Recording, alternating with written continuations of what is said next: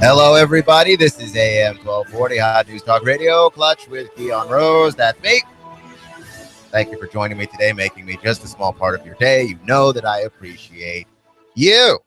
We've got more Olympic things to talk about, really. I was going to say we have a loaded show, but it's mostly loaded with Olympic complaining because that's my favorite sport now.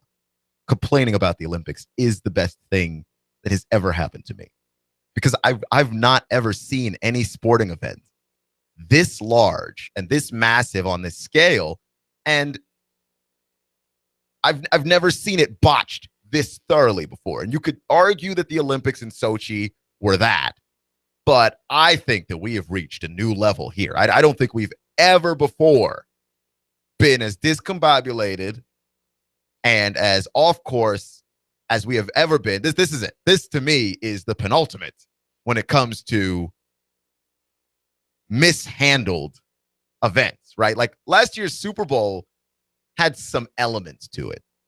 The Super Bowl, the police were unpaid. And so the police were like, well, we're not going to work during the Super Bowl.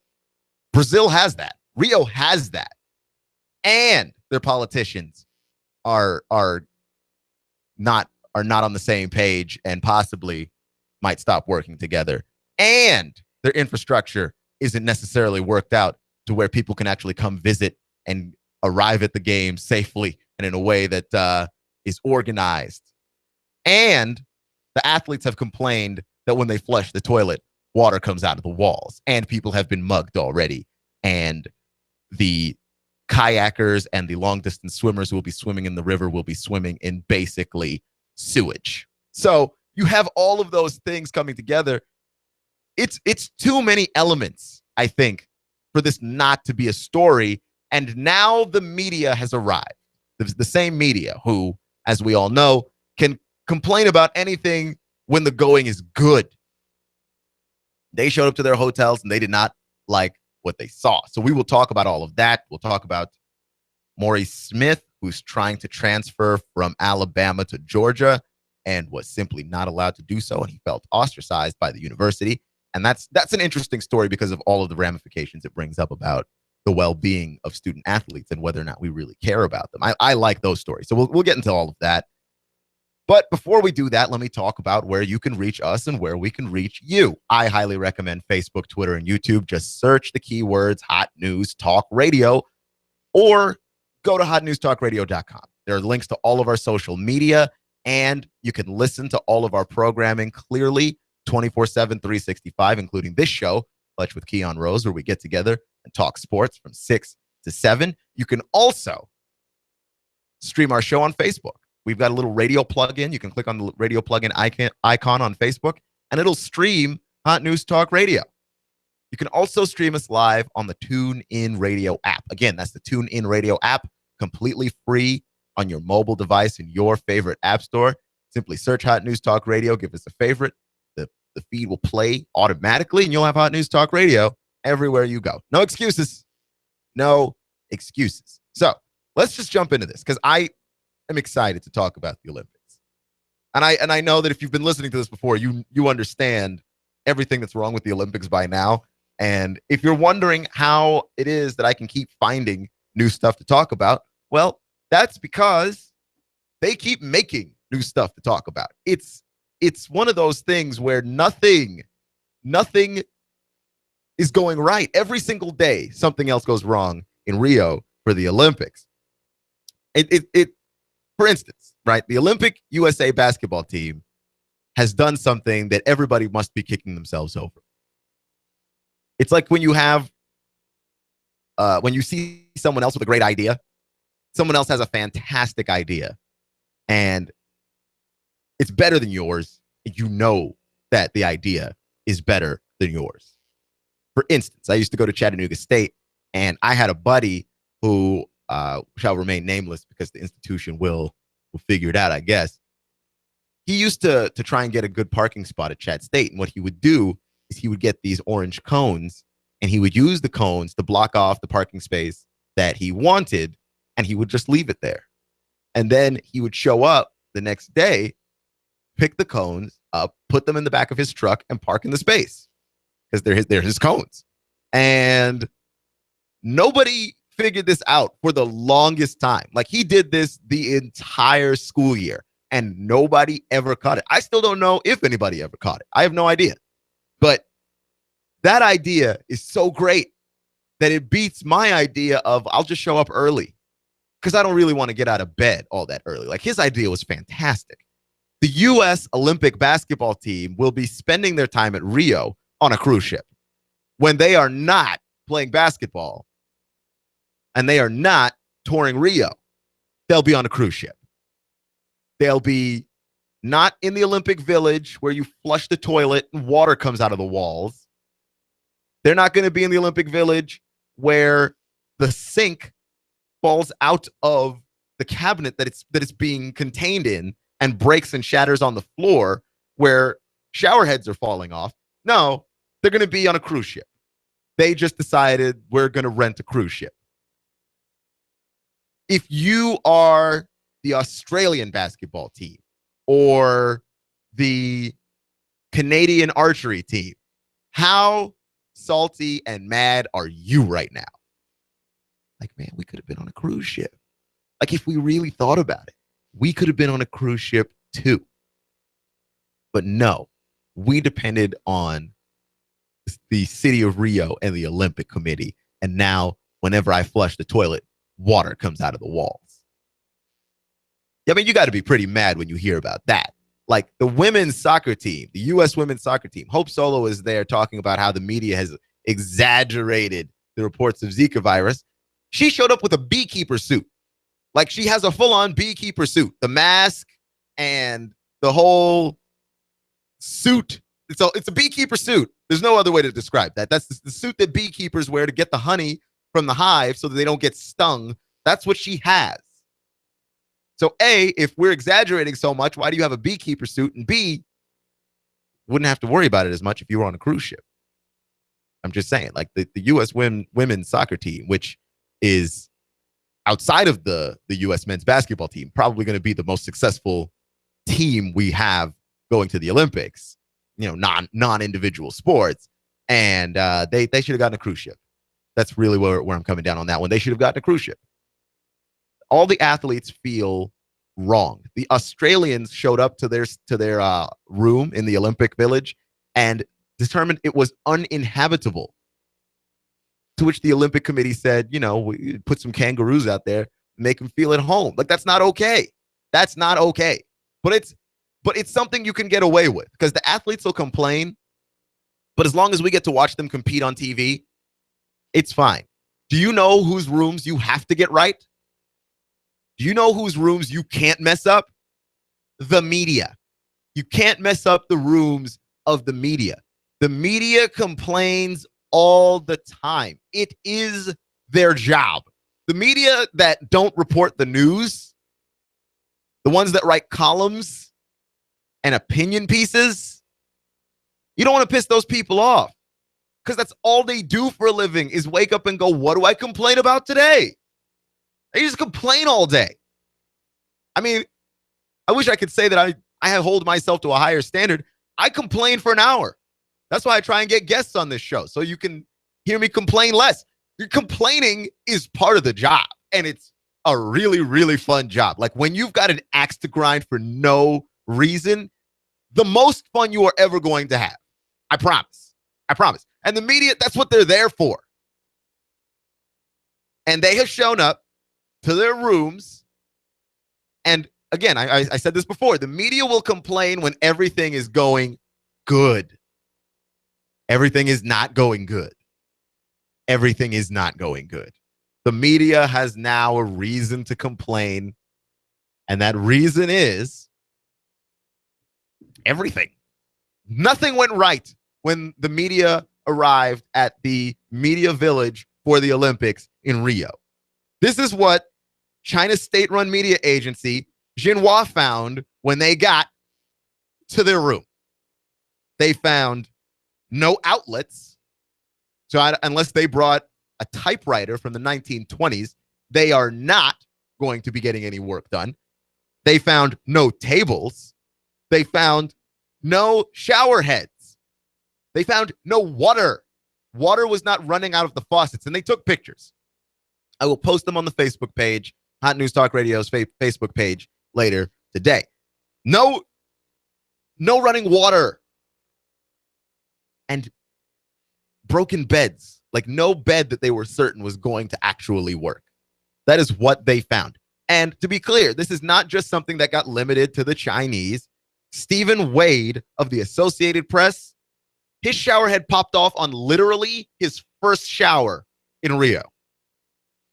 His actual first shower in the city of Rio, shower head popped clean off.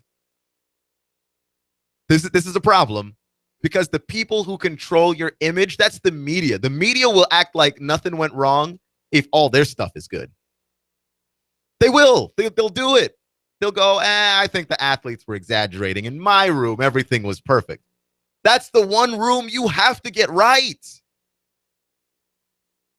That's the one place you can't mess up. And boy, did they mess it up. And by the way, the media village in the Olympics is built at least partially upon a mass grave for African slaves, which is at least as unlucky as being built on a Native American burial ground, at least. Because the slave trade was pretty brutal. And let those people rest in peace. Now built an Olympic media village on it. By the way, the slave trade, which North America, the United States of America specifically, gets a lot of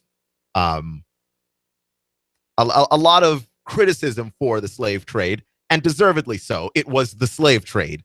But the good bulk of those slaves, the African slaves, found themselves in South America, where among them, I'm sure, must have been my ancestors, as I am from South America. And so that is a huge deal. And here's a grave for those people, the people that were lost in the slave trade, built an Olympic media village on it. So at least as unlucky as building on a Native American burial ground. But I imagine that that's not the reason for all the problems that they're having. I'm going to go out on a limb and say the reason for all the problems that they're having is that Rio de Janeiro was completely and utterly unprepared to host the Olympic Games, but they were able to do so because the Olympic Committee is corrupt and bribes happen, and that's how you host an Olympic Games. That's how you host a World Cup, and that's how you host the Olympic Games. It's who do you pay off? Whether or not your city is ready, whether or not South Africa is ready for a World Cup, whether or not Sochi is ready for a Winter Olympics, whether or not Rio is ready for a Summer Olympics. If you pay off the right people, you can host the Olympics. And we should all be criticizing this. Like, this is the most egregious thing I've ever seen in my whole life. They're just not ready. And it's endangering athletes. It's endangering media members. It's endangering fans from the literal world over coming to watch the games. And something's wrong with that, man. Like, if you can't look at these Olympic Games and go, okay, something's definitely broken with the system and we can't do this again, then you're never going to get it right. You don't bid on the Olympic Games 4 years before the Olympics. You bid on the Olympics after the one we already know about. So you bid 8 years in advance. You have 8 years to do all of the things you need to do to prepare for the Olympics. Rio wasn't ready. They just weren't ready. You're listening to Hot 1240, Hot News Talk Radio, Clutch with Keon Rose. And I stumbled upon a story today that really, really pulled on my heartstrings. And it's one of those things that makes me question college football. And I'm a huge college football fan. Like I'm a huge college football fan. I grew up in Texas. I grew up in San Antonio, just an hour away from the University of Texas in Austin. Huge Longhorns fan. Been rooting for them most of my life. I love college football, but I do think that the exploitation of student athletes is something that is possibly one of the most ridiculous things that we allow in sports. The athletes are not paid in any way, and we say that they are gaining an education instead of a payment, but that's fine. Fine. If that's the way you want to buy that, I don't necessarily buy that. I think that if you put your body at risk where bones can be broken, where concussions can happen, I think you deserve actual monetary compensation for that, but fine. If you want to say the student athletes are being paid in an education, despite all the problems with that argument, I will allow it. But if you're going to say that student athletes have any power at all, That I don't allow. That doesn't make any sense to me. And this story with Maurice Smith from Alabama, to me, is the biggest example of everything that's wrong with college football. Maurice Smith is going to graduate from Alabama shortly, and he wanted to transfer to the University of Georgia. He told Nick Saban, head coach Nick Saban, about his intent to transfer. And his transfer to Georgia, which I understand, you don't want guys transferring to other SEC schools. It's being denied. I understand why you wouldn't want that to happen, but at the same time, don't go out here and tell me that you're all for the student athlete if that athlete cannot transfer to the school that he wants to have an education at. He doesn't want to finish his education at Alabama anymore. He wants to finish his education at Georgia. I'm a communication major. I wanted to finish my education at another school, so I went to another school. I went to 3 schools before I graduated. It took me forever, by the way. College, 6 of the 4 best years of my life. But the point is, it took me forever. It took me forever, and I transferred through a bunch of schools, and nobody blocked me, and nobody got in my way of finishing the education that I wanted wherever I wanted. If what you're telling me is that college football is about raising young men, and it's about making sure that they're capable of going out into the world, and you're training them, and you're being that father figure for them, telling them they can't go to school wherever they want, that doesn't help that purpose at all. That helps you. You don't want anybody who knows your playbook and knows your schemes going to a rival school and telling them possibly what it is that you know. But then it's not about the kids. Like the excuse that every college football coach gives is just a gigantic sea of cliches. It's about the kids. It's about raising mature men. It's about being that father figure. No, it's not. It's about winning.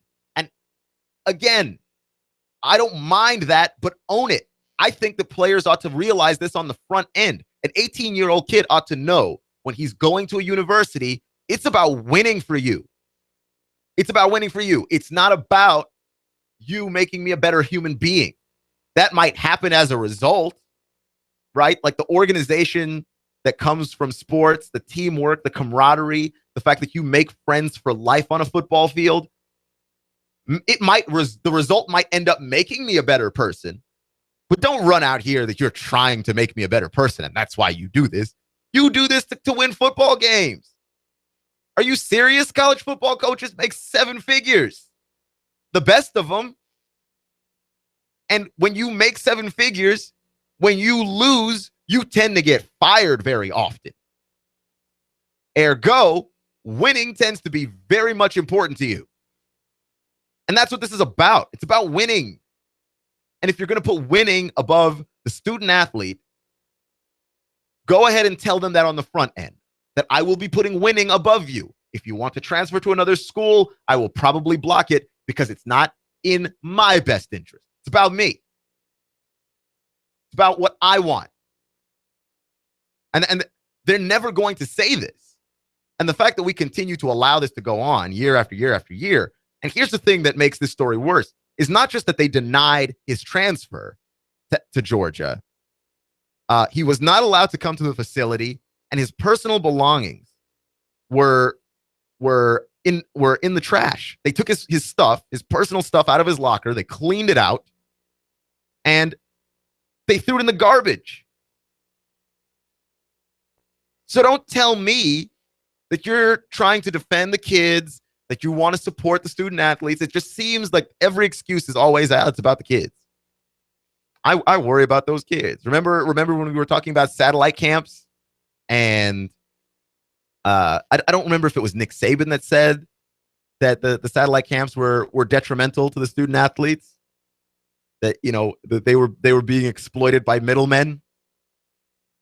Again, that's not the reason why you have a problem with satellite camps. You have a problem with satellite camps because northern schools can come in and take southern athletes. It gives them the opportunity to do that, which they did not have before, which stinks for you and hurts your job. but then come out and say that. I just don't like it when these college football coaches raise the banner of, hey, we're all for the students. We're all for the kids. We're all about protecting the kids. No, you're not. You're about winning. And just say that to them on the front end so that they can know and get it over with. You're listening to Hot 1240, Hot News Talk Radio. Clutch with Keon Rose. We're going to talk about the Olympics some more. That's right, more Olympic complaining. Steroids this time, though. Next.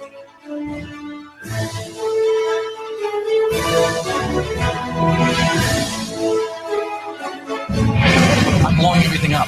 We're starting over.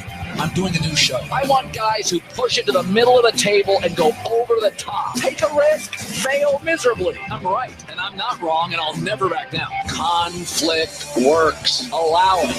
It's The Herd with Colin Cowherd. Right here and everywhere. Noon Eastern. You give us 12 minutes and 40 seconds. We'll give you Chattanooga and the world. News Talk 1240. Order a 16-inch pizza at Toscano's Italian Grill and get a free 10-inch pizza. Toscano's, authentic Italian food, fresh-made ingredients and sauces. When you and your bambino sit down at Toscano Italian Grill, you're served by smiling people. They make you feel like part of the family. Toscano's is easy to find. It's in the recruiting center at 153 and Lee Highway. Toscano's, scrumptious pizzas made with fresh dough, come to you bubbling hot from an authentic brick oven. Mention Hot News Talk Radio and you'll get a free 10-inch pizza when you order a 16-incher. Heaping portions, friendly, 10:30 to 10:30, 7 days a week. Toscano delivers. 805-3888. Like us on Facebook. Ask about Toscano's app.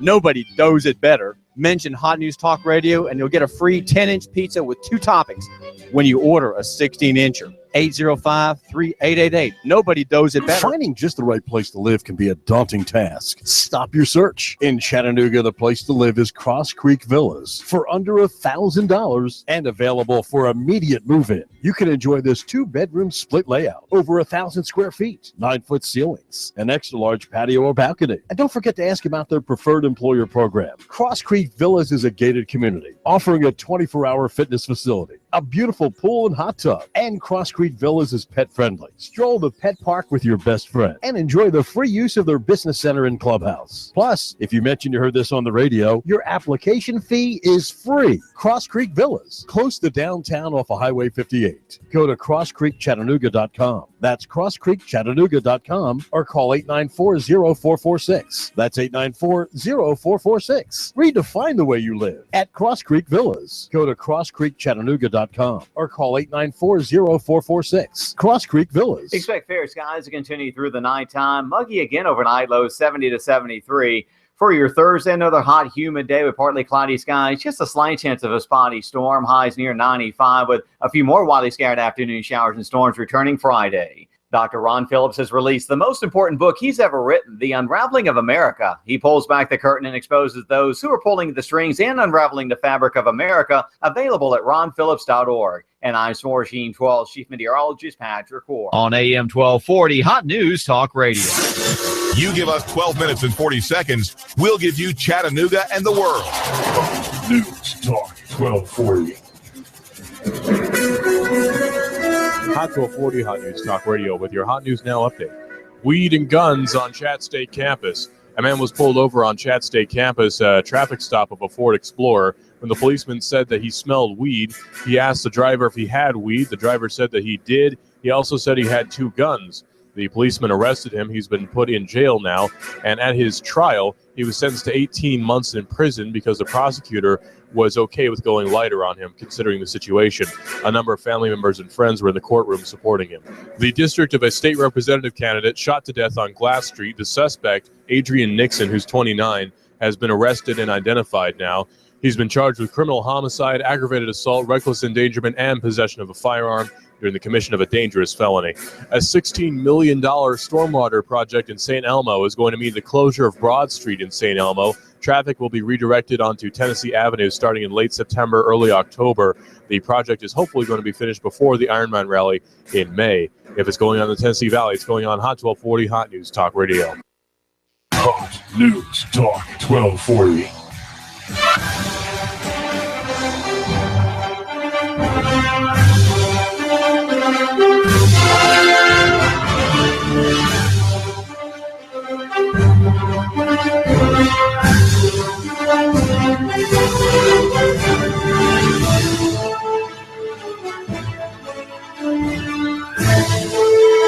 So one of the other things about the media arriving at the Olympic Village, one of the things that has gone horribly, horribly wrong is that there is no easily accessible food options.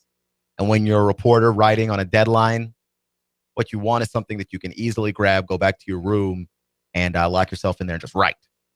And that's not the case there. So what you end up with now is hungry, cranky reporters who can't shower because they have no shower head and no sink, who can't really do their work because they have no outlets and no tables. I don't know if you were looking for a public relations nightmare, but I imagine if you had a pot called public relations nightmare, that would be all of the stuff you would put into it. You would have a delicious, delicious public relations nightmare stew. And that's what we've got going on down there in Rio. One of the things that Rio athletes have to put up with is the river of sewage that they will have to basically compete in. They have to compete in a river of sewage. We were pretending that it's water. I don't think we're going to see any world records broken at this particular Olympics so far as the rowing and the kayaking and the long distance swimming, the triathletes and so on. I don't think we'll be seeing any world records be broken because I imagine paddling and swimming through actual sewage is a bit more difficult than paddling through water. The water situation is a little easier to paddle through, I would imagine. Just a hunch. I have no idea. If someone breaks a world record in the Olympics paddling through sewage, that person is a spectacular human being. I'm going to just go ahead and just give him a gold for that. Give him gold. Give him the gold for life.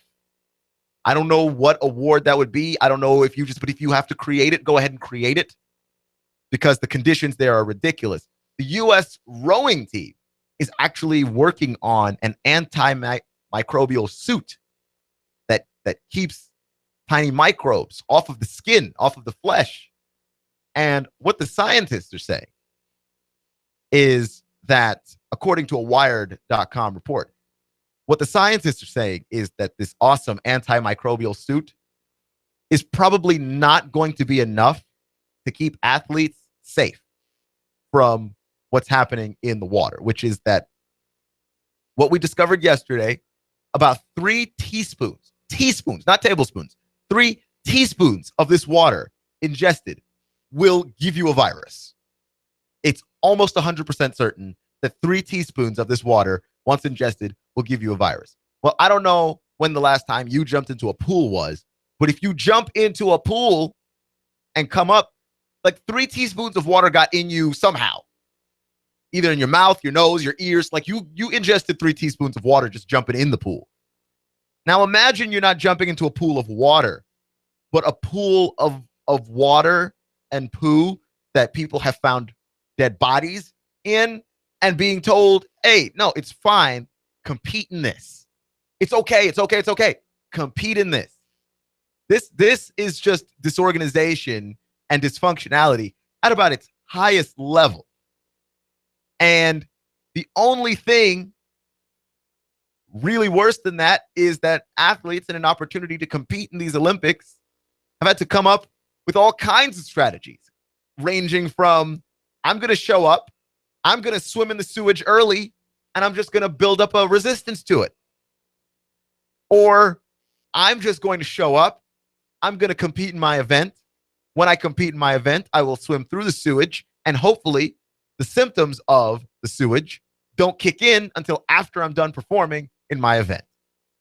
But why should that be the case? Like, why should you actually have to worry about not contracting a virus by building up your immunity to disgusting water? Why should that be the case? This is just really not all that acceptable. And hey, I've been complaining about the Olympics for a long time, almost a year now. Basically, as long as I've had this show, I've been complaining about the Olympics. And the reason why is because, look, the reason why I believe sports are important, is this. What you will allow to happen in sports, which we can all agree matters, but doesn't really matter in the grand scheme of life. What you will allow to happen in sports, you will allow to happen in the grand scheme of life. If you allow for homophobia in sports and racism in sports, you will allow for it in your real life. That's just a fact. Now, sports might help you put some distance between that. Like, I've known really racist people who will watch black athletes on TV and be completely fine with it. Just be completely fine with them and be racist every other time of the week. That's a thing too. But mostly, whatever you allow in sports, you allow in life. And if you allow something like the Olympic Committee, where you can pay off the committee, be able to host the Olympic Games with a level of corruption that we basically don't allow on other levels, then you will allow that on other levels. You will allow it because, once it starts happening, you're not going to try and fix it. What's the point? You're not going to bother with it. That's not you. What's the point? So you can't allow for those things to happen. To me, it's the same reason why we should make a big stink about steroid use in sports. It's cheating. I understand, right? Like, the argument is that if athletes want to use steroids to recover and all of those things, and they don't want to get they want to get an edge over somebody else, then they should be able to do that. That argument is out there. It doesn't exist. It is, quite frankly, a fairly stupid argument. If an athlete decides to use steroids, then other athletes have to use steroids in order to compete as well. And if other athletes have to use steroids, then that means that they open themselves up to all the risks of steroids. And when a male is able to use steroids and enhance their performance up to 38%, I can't be a non-steroid user in the same sport as that guy. I'm not allowed to be a non-steroid user. Okay? And that's not really fair. So if you're going to allow cheating in sports, you'll allow it in life. Okay? I'm not saying that necessarily because you allow cheating to happen by watching it, you yourself will go to work and cheat. But if somebody else cheats, you won't make a big deal about it. And you should make a big deal about it. Okay? The thing that holds our society together, that holds us all together, is morality. And that's a tough thing to define, right? Because morality tends to be fairly objective at points. There are things that we all agree you shouldn't do. You shouldn't go around killing people. You shouldn't go around as a police officer targeting black men and killing them. You shouldn't be angry about that and go killing police officers. You shouldn't do either of those things. I think we can all agree about that. We can all agree. Don't go around killing people. Don't go around stealing stuff.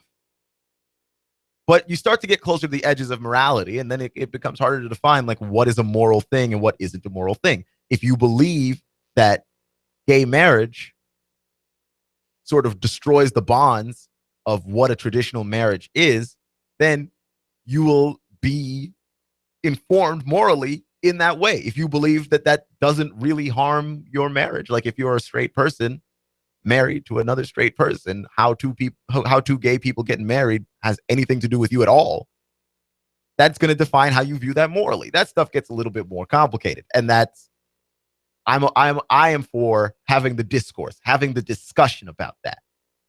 But the stuff that we know is bad, like cheating, we shouldn't just sit back and allow it. The stuff that we know is terrible, you don't just sit back and watch people take steroids. And it's interesting because we have a bunch of Russian athletes that aren't going to be able to compete in the Olympics because they were taking steroids. They were, in fact, doping. And the committees, the different levels of the committees, whether it's the anti-doping agency for the world that reports to the Olympic Committee, or WADA, which is the doping agency for basically Eastern Europe, Russia area, you end up with all of these different agencies not all talking to each other.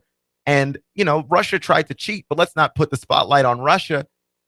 Everyone's tried to cheat before. In fact, we have had Olympic athletes who will be competing in this upcoming Olympics who have been caught for performance-enhancing drug use.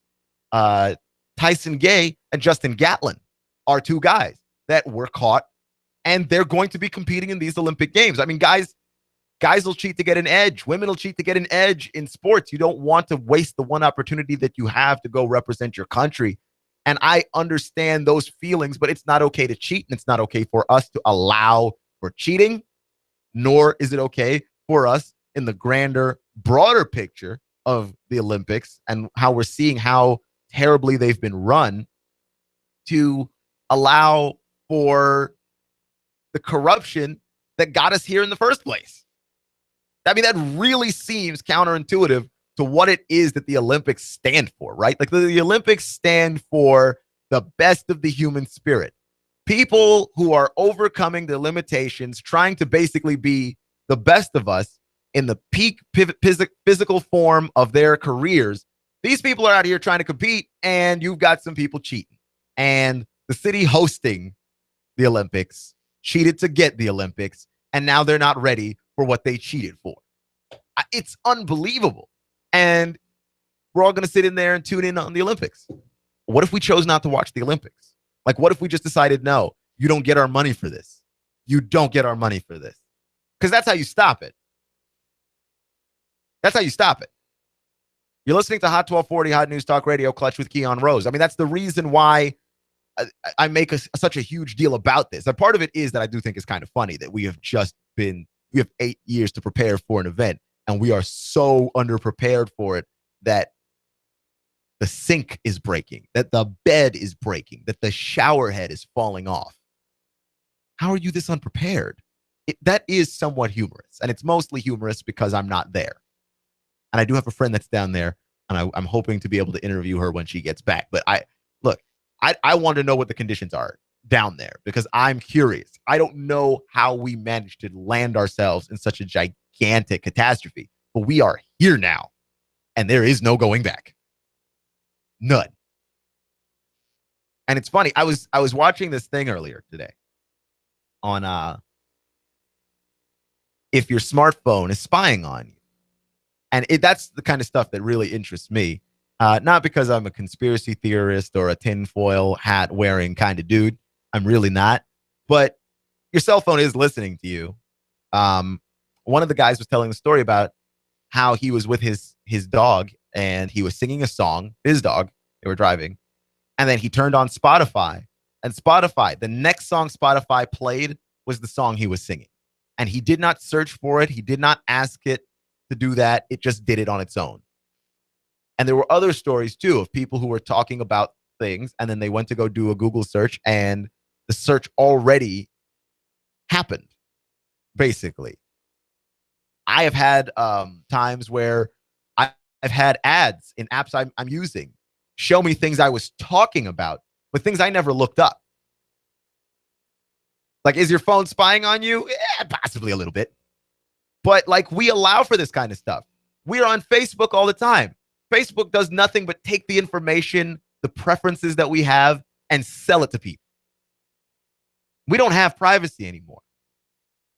Pokemon Go. People are playing Pokemon Go, and all Pokemon Go is doing is taking your information and turning around and selling it to people. You don't have privacy. The thing is, we've become okay with not having privacy. Like, if we really wanted this to stop, we could all just stop using Facebook, and Facebook would stop. They would. They'd have no choice. They'd have no product. We are the product. They sell our information. They'd have no product. They'd have no users. They'd have no product, right? If we wanted Facebook to stop, Facebook would stop, but we don't care enough. And that's where I'm coming down on this Olympic Committee situation, where the corruption is horrible. And we talk about all the millions of workers that die trying to get these buildings set up in time for us to be able to watch some games. And then when it's done, the buildings just kind of sit there and rot, and they take up places, and they have to move all the poor people out who are living there in order to build the buildings. And the corruption is ridiculous, and it affects more people than just the athletes and just the media. It affects so many lives, and we just sit there and watch it. And if we wanted the Olympic Committee to stop, and if we wanted NBC to stop supporting this, and we wanted the advertiser to stop, we could stop. we could stop watching the Olympics. We wouldn't have to do it. Nobody's out there holding a gun to our head, making us watch the Olympic Games. We're choosing to do this. We're making this. And there is going to be a point of no return where we don't have any control, where they're just going to show us stuff and we're just gonna do it. And I don't agree with that philosophy of life because I feel like there's still a level of control. It feels like things are out of control, but there is still a level of control that we have still. And it is slipping. Like the time to do anything about the wrongs that you see in the world, that's now. That's now. Like the time to complain about steroid use. We saw it happen with baseball. Baseball's cleaned up a lot. Is it perfect? No, but they're trying at least to stop the steroid use. If you have a problem with steroid use, you complain about it, and you complain about it now while you can still do something about it before 90% of the league is on steroids and nobody's doing anything about it. And what can you do about it if 90% of the league is on steroids? Once you get them to stop, then you have to have all the credibility questions of who's legit and who's not legit. Who's doing this for real and who's not doing it for real. There is a point where you reach with the Olympic Committee where you're just like, all of these nations are voting on who gets to host the next Olympics. And I don't know if my country can even host the Olympics because we're not one of the cheaters. And my country is capable of hosting the Olympics. And Canada is capable of hosting the Olympics. And London did a great job of hosting the Olympics without all of these problems because their infrastructure can handle it. And I'm not saying Rio's never going to be there. Rio can be there. But don't let them pay you off before they're ready to be there. Right? Does that seem like it makes a ton of sense? You're listening to Hot 1240, Hot News, Talk Radio, Clutch with Keon Rose. Yeah, the reasons to avoid going to the Olympics are many, to the point where Zika virus, which is a very serious issue, is actually now, quite frankly, not among the list of reasons for you to avoid going to the Olympics. There's like 10 other things there that ought to stop you from going to the Olympics.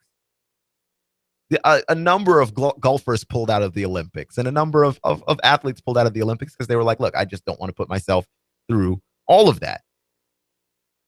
You're listening to Hot 1240, Hot News Talk Radio, Clutch with Keon Rose. The Antonio Callaway saga may be coming to a close, according to a report from SEC Country. Connor Smolensky wrote the story, and the sophomore receiver is going to finally be eligible to practice and play in games this season, according to the Gainesville Sun.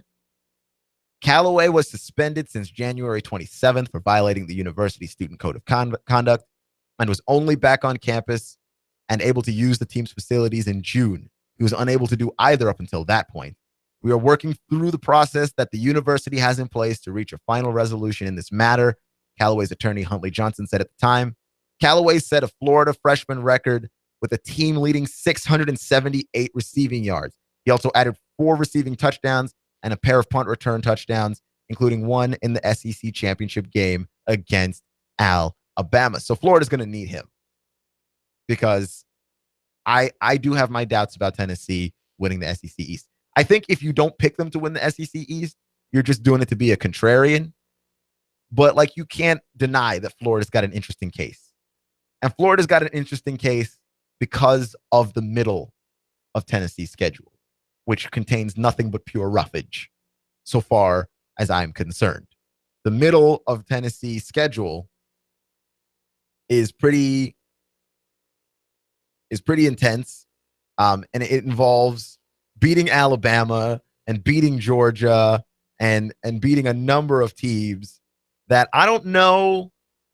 It's hard to say you can rip that off 4 in a row. It's hard to say that. You can. I'm not saying it's the impossible. But I'm saying it's going to be really hard. The first part of that schedule, right? Like if you divide the schedule into thirds, Tennessee's schedule, the first third and the last third, pretty easy, right? Open the season against Appalachian State, then go to Virginia Tech, play on a neutral location at Bristol Motor Speedway, which is going to be really cool. They play Ohio, the Bobcats, And then they run into the roughage. Here it comes. Florida. But they play that at home. And we don't know how Florida's going to do at the quarterback position. They could do well. Luke Del Rio is going to be their quarterback. I don't know a ton about Luke Del Rio, as I told you yesterday, with the top 10 quarterbacks in the SEC. But Luke Del Rio is a guy that gives them something that Treon Harris doesn't give them, which is at least consistent quarterback play. And Jim McElwain is an offensive coach now. So we'll see. We'll see. I mean, he's going to have those guys ready to play. That's Saturday, September 24th. Then October 1st at Georgia in Athens. Tennessee's got to win against Georgia on the road. Then they're going to stay on the road. They're going to go to College Station, Texas, Kyle Field, and play the Aggies. And they're going to have to win that on the road. And then to end the rough stretch of the schedule, they get to go back home where they get to take on Alabama. Is Alabama what they were last year? No. But at this point in the season, I think Tennessee would have had a chance if they started the roughage with Alabama. They'd have a bigger, I think it would be more certain that Tennessee would win that game.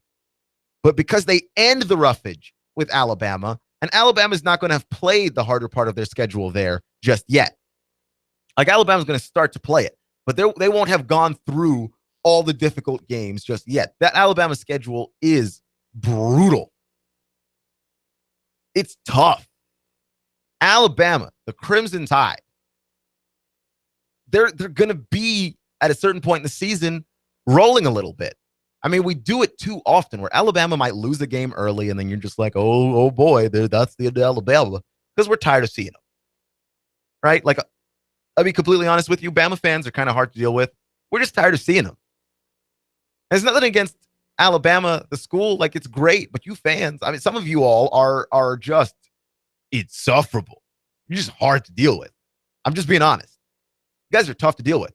And we're just tired of seeing you. We're tired of seeing your school win. We're tired of seeing you happy. We're just tired of it. But we shouldn't bury Alabama as quickly as we do every year. Year after year after year, we do it. Alabama's going to be in the running to win the college football playoff. If not, get in there. I mean, it's hard to bet against Saban, as dominant as this team has been. So that's Tennessee's roughage, right? Then they continue on. They play South Carolina. They play Tennessee Tech. They play Kentucky. They play Missouri. They play Vanderbilt. And Vanderbilt did give them fits last year, but at the same time, that's one of the easier schools they're going to be playing. Then they play the SEC championship game where one imagines they would once again run into Alabama, and they would have to beat Alabama in order to win the SEC. So I just, you're telling me they got to beat them twice? I don't know if they can beat them twice. I think they dropped that game against Alabama. I think they do. It's just a brutal stretch of 4 games. Florida, Georgia, A&M, and then Alabama. It's just brutal. You're listening to Hot 1240, Hot News Talk Radio, Clutch with Keon Rose. Tomorrow we're going to have the Clutch Community Corner. We're getting involved in the community, lifting up others. Remember, it's not how you start, it's how you finish. Stay clutch, and I'll see you in 24 hours. You give us 12 minutes and 40 seconds, we'll give you Chattanooga and the world.